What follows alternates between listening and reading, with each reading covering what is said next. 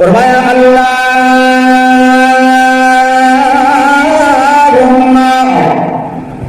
انی اعوذ بک،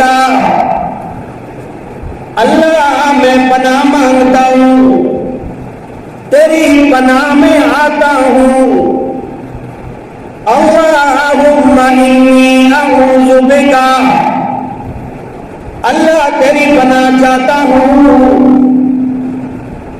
گویا پناہ دینے والی ذات اللہ کی ہے، مصیبتوں سے پریشانیوں سے نجات دینے والی ذات اللہ کی ہے،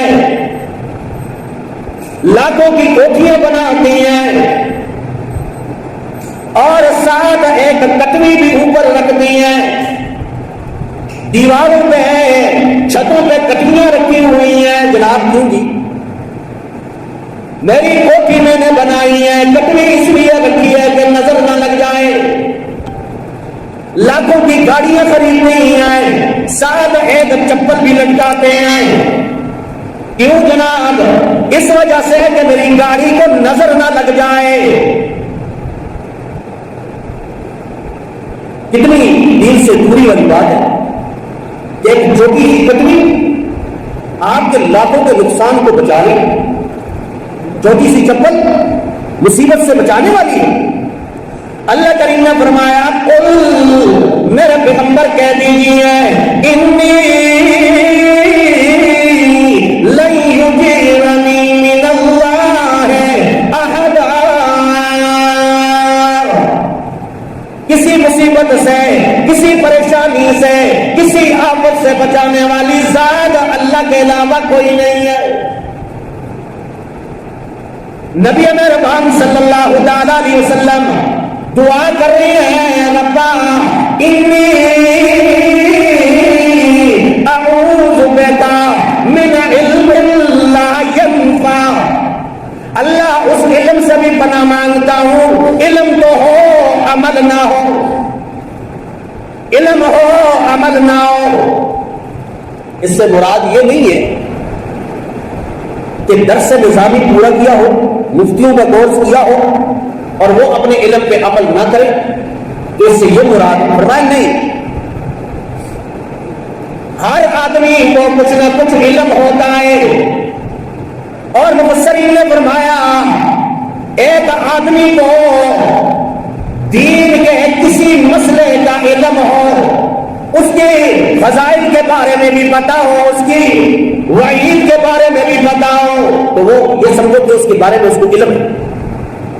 نماز کے بارے میں اللہ کی طرف سے کتنے فضائل ہیں کہ نماز پڑھے گا یہ انعام ملے، یہ اجر و ثواب ملے، اور نہ پڑھنے پر یہ وعید ہے، کسی کو یہ پتا ہے، تو گویا نماز کا اسے علم ہے، اگر علم ہونے کے باوجود نماز نہیں پڑھتا ہے، نماز نہیں پڑھتا ہے، گویا اپنے علم پہ وہ عمل کرنے والا نہیں ہے۔ اسی علم سے پناہ مانگنا، انی اعوذ بک من علم لا ينفع، اللہ اس علم سے پناہ مانگتا ہوں، اللہ علم تو ہو لیکن عمل نہ ہو۔ اور نبی مہربان صلی اللہ علیہ وسلم کی بڑی واضح حدیث ہے، قیامت کی نشانیاں بتلائی رسول اللہ صلی اللہ علیہ وسلم، فرمایا یأتی علی الناس زمان لا یبقى من الاسلام الا اسمہ، ایسا زمانہ میری امت میں آنے والا ہے کہ نام کے مسلمان رہ جائیں گے، ولا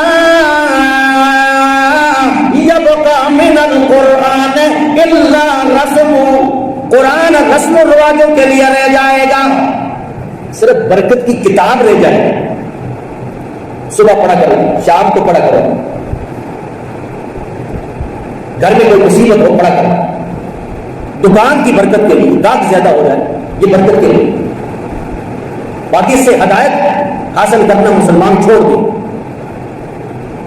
اس لیے تو نبی مہربان صلی اللہ علیہ وسلم نے فرمایا رب تعلل القرآن،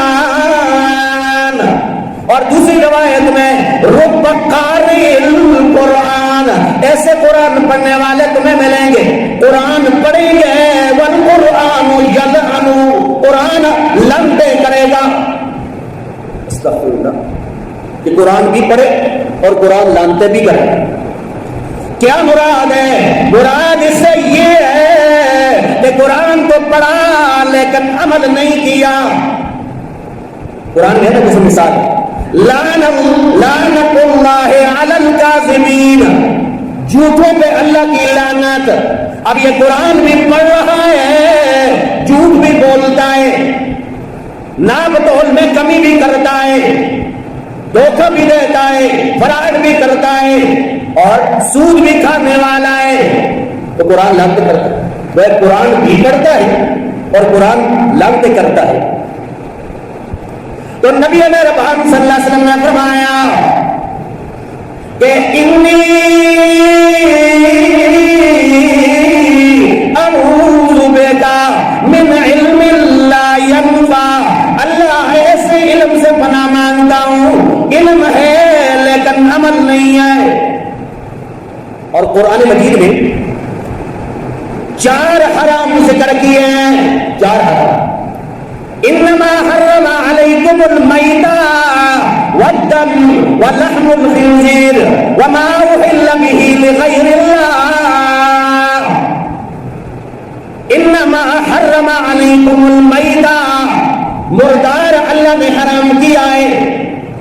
ایسا جانور حلال تو ہے لیکن پاک نہ کیا ہو، گلے پہ چھری نہ چلائی ہو، ذبح نہ کیا ہو اسلام کے مطابق، اللہ کا نام نہ لیا ہو، یہ مردار ہو گیا، تبھی موت مر گیا جانور، اس کا کھانا مسلمان کے لیے حرام ہے۔ والدم، اور خون، ایک جانور حلال ہے، اس کے گلے میں چھری چلاتا ہے، جو خون نکلتا ہے اسے دم مسموع کہتے ہیں، بہنے والا خون، یہ خون بھی پینا حرام ہے۔ وَلَحْمَ الْخِنْزِيرِ، اور خنزیر کا گوشت بھی حرام ہے۔ خنزیر بدترین جانوروں میں سے، بے حیا قسم کے جانوروں میں سے، اور محدثین نے جو بھی جانور حرام ہیں ان کی خصلتیں بھی ذکر فرمائی، جو کھاتا ہے اس کے اندر وہی خصلت پیدا ہے، وہی عادات پیدا ہو۔ اور چوتھا، وما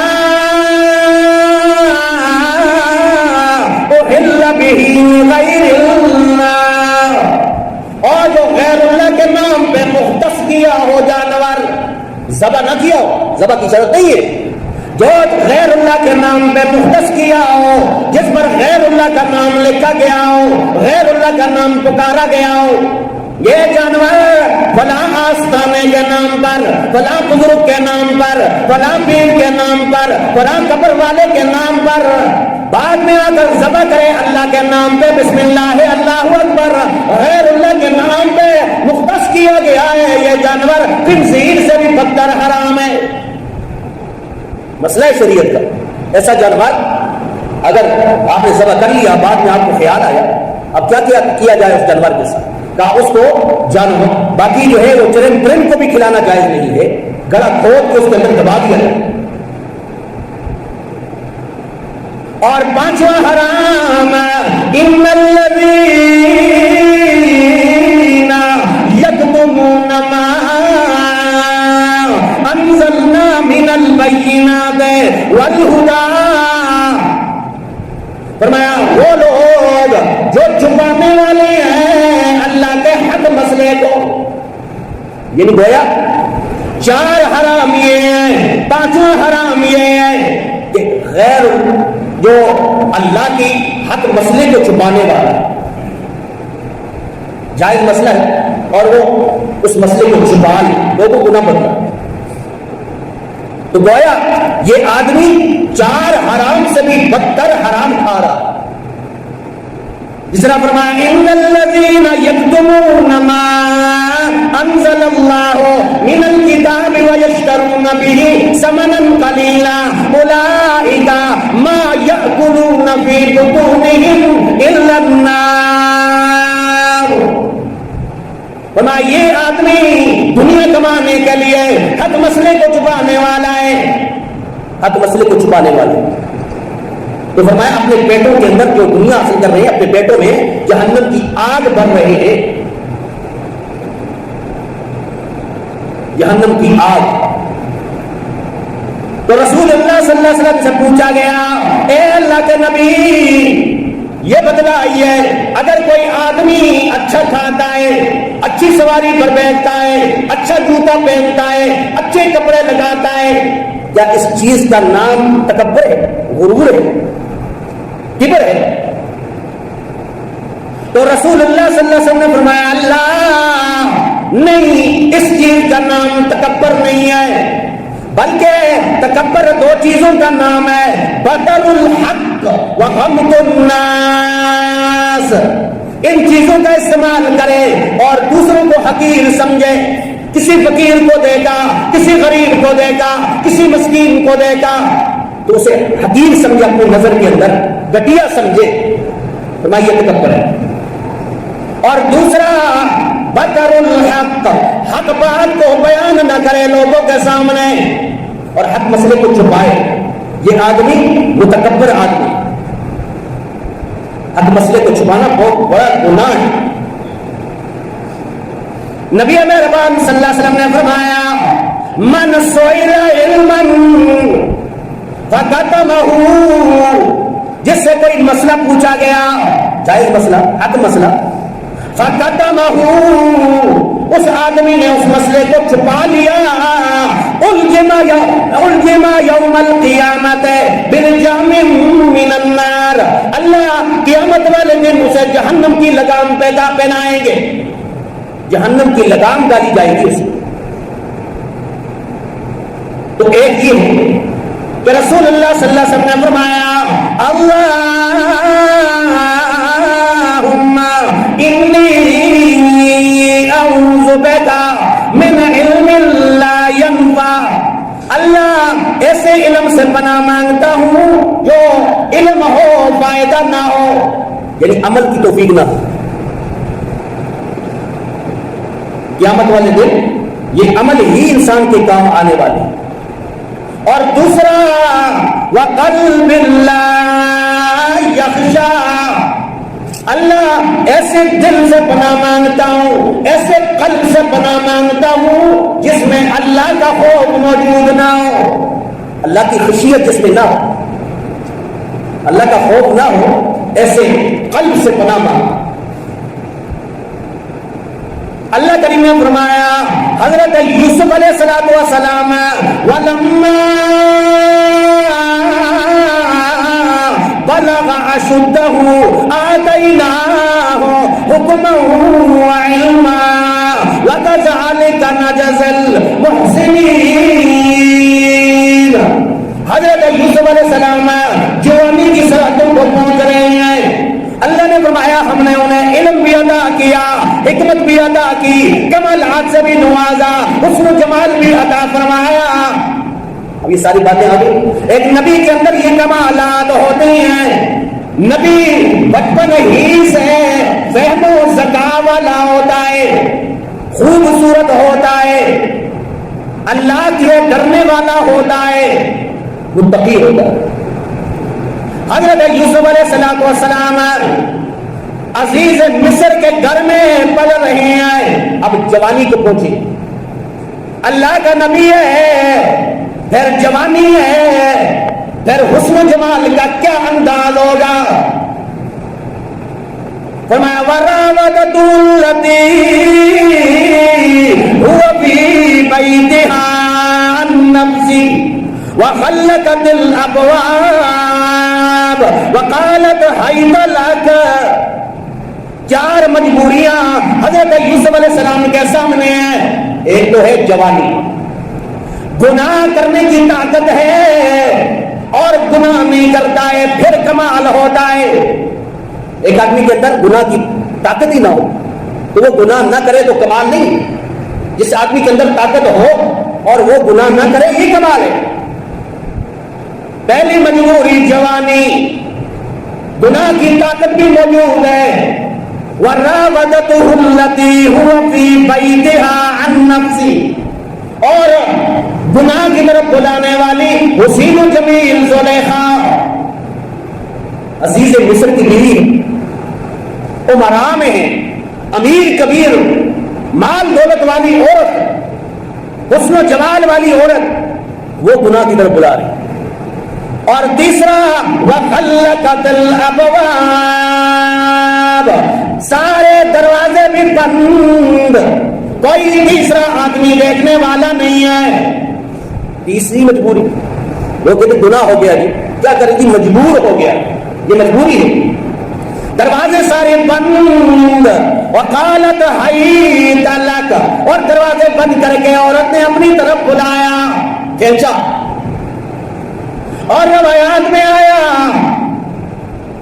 زلیخا نے کونے میں ایک بت پڑا ہوا تھا، بھاگ کر گئی اور اس بت کو اونگا کر کے اوپر کپڑا ڈال دیا۔ کیوں جی؟ کہا اس وجہ سے کہ یہ ہمارا خدا ہے، یہ ہمارا معبود ہے، ہم اس کی عبادت کرنے والے ہیں، اس سے مانگنے والے ہیں، یہ ہمارے نفع نقصان کا مالک ہے، اور میں تمہیں گناہ کی طرف بلا رہی ہوں، اس کے سامنے مجھے حیا آتا ہے، مجھے شرم آتا ہے۔ اللہ اکبر۔ حضرت یوسف علیہ السلام نے فرمایا تو جھوٹے خدا سے حیا کر رہی ہے، اللہ کی قسم ہے میں سچے خدا کا کیوں حیا نہ کروں۔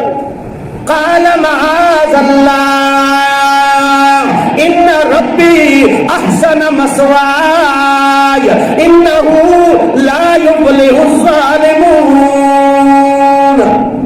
اس رب کا حیا کیوں نہ کروں نا جس نے مجھے مقام عطا کیا، مجھے ٹھکانہ عطا کیا، بھائیوں نے مجھے کنویں کے اندر پھینکا، اللہ نے نیچے سے اٹھا کر تخت و تاج کا مالک بنا دیا، اس رب کا حیا کیوں نہ کروں نا؟ اللہ میں کیا کروں؟ فرمایا قدم اٹھانا تمہارا کام ہے، اور سارے دروازوں کو توڑ کے تمہارے لیے راستہ بنانا ہمارا کام ہے۔ قدم تو اٹھاؤ نا نیکی کے لیے۔ تو نبی مہربان صلی اللہ علیہ وسلم نے فرمایا وَقَلْبِ اللَّهِ تَخْشَىٰ، اللہ ایسے دل سے بھی پناہ مانگتا ہوں، اللہ دل تو ہو لیکن اللہ اس میں خشیت نہ ہو، اس میں خوف خدا نہ ہو۔ ایک تو یہ نا علم ہو عمل نہ ہو، آج اس سے بھی مسلمان خالی۔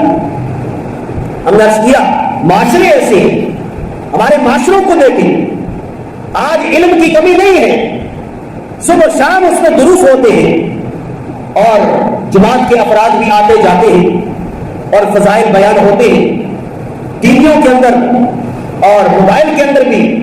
علم کی کمی نہیں ہے، کمی ہے وہ عمل کی کمی۔ آج عمل سے انسان خالی ہے، اور یہی اعمال قیامت والے دن اللہ کریم فرماتے ہیں کہ انسان کے پاؤں زمین نہیں چھوڑے گی یہاں تک کہ 4 سوالوں کا جواب نہ دے دے۔ علم دیا تھا، عمل کتنا کیا تھا، مال دیا تھا کہاں سے کمایا، کہاں خرچ کیا، زندگی دی، نعمتیں دی، کس میں استعمال کی تو نے۔ اور انسان کے خلاف بھی 4 گواہ کھڑے ہوں گے۔ پہلا گواہ انسان کے لیے گواہ کھڑا ہوگا کرامن کاتبین، کرامن کاتبین یعلمون ما تفعلون۔ قرآن نے فرمایا کل قیامت والے دن یہ کرامن کاتبین گواہی دینے والے ہوں گے، انسان کی نیکیوں کی بھی اور بدیوں کی بھی گواہی دینے والی ہوگی۔ اور دوسرا جو انسان کے نامہ اعمال کی کتاب ہے، اللہ فرمائیں گے اقرا کتابک کفی بنفسک اليوم علیک حسیبا۔ اللہ فرمائیں گے یہ کتاب پڑھ اور خود ہی اپنا موازنہ کر، تو جہنمی ہے یا جنتی ہے، یہ کتاب۔ اور تیسرا گواہ انسان کے لیے کھڑا ہوگا انسان کے خلاف یہ زمین، جس طرح سورہ زلزال میں فرمایا نا اذا زلزلت الارض زلزالها واخرجت الارض اثقالها وقال الانسان ما لها يومئذ تحدث اخبارها یہ زمین ساری گواہیاں دے گی کہاں کہاں پہ تو نے نیکیاں کی ہیں، کہاں کہاں پہ تو نے بدیاں کی ہیں۔ اس لیے تو نماز پڑھتے ہوئے بزرگوں نے کہا ہے کہ آپ نماز کی ایک رکعت ایک جو ہے فرض جو ہے ایک مقام پہ پڑھیں، سنتیں دوسری جگہ پر پڑھیں، تاکہ زمین کا دوسرا ٹکڑا بھی تمہارے لیے تمہاری عبادت کا گواہ ہو۔ اور ہر روایات میں آتا ہے 3 آدمیوں کی گواہی انسان ان کا انکار کر دے گا، اللہ زمین کی گواہی میں نہیں مانتا ہوں، اللہ کرامن کاتبین فرشتوں کی گواہی میں نہیں مانتا ہوں، اور تیسرا گواہ اللہ اس کتاب کو لکھنے والے کرامن کاتبین ہے، اللہ میں نہیں مانتا ہوں۔ اللہ کی اچھا نہیں مانتا ہے تو ٹھیک ہے، چوتھے گواہ کا انکار کر کے دیکھ۔ سورہ یاسین نے فرمایا اليوم نختم على افواہہم وتکلمنا ایدیہم وتشہد ارجلہم بما كانوا یکسبون۔ اللہ منہ پہ زبان پہ مہرے لگا لے گا، انسان کے ہاتھ بولیں گے، انسان کے پاؤں بولیں گے۔ اور قرآن نے کہا کہ یہ کل قیامت والے دن حیران اور پریشان ہو کر کہے گا لما شہدتم علینا، آج تم نے میرے خلاف کیوں گواہی دی ہے؟ تمہیں بچانے کے لیے تو میں نے جھوٹ بولا ہے۔ وہ کہیں گے اللہ کی قسم ہے ہم خود نہیں بولے، اللہ نے ہمیں بلایا۔ تو عمل، یہ علم کے ساتھ عمل بھی ہونا چاہیے۔ اگر نماز کا علم ہے ساتھ عمل بھی ہونا چاہیے، نماز بھی پڑھنی چاہیے، دل ہو اور اس میں اللہ کی خشیت بھی ہونی چاہیے، خوف خدا بھی ہونا چاہیے۔ اللہ سب کیسے دعا ہے اللہ ہمیں عمل کی توفیق نصیب فرمائے۔ وآخر دعوانا ان الحمد للہ۔